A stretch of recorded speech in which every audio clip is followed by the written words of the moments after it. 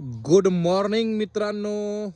सूर्यास्त झालेला आहे, सकाळ झालेली आहे आणि बघू शकताय आपलं हदगा, शेवरी, सुबाभळ, तुती, आपला अमेरिकन 5G नेपियर गवत, त्याचबरोबर केनियन जम्बो नेपियर घास, ऊसासारखा जाड असणारा, त्याचबरोबर मार्वेल कांडी गवत, त्याचबरोबर दशरथ घास गवत, मेथी मेथी, अल्फा अल्फा, छाया tree, Australian red Napier, Bangladeshian half red Napier, bullet 4G आणि समोर आपलं शेड.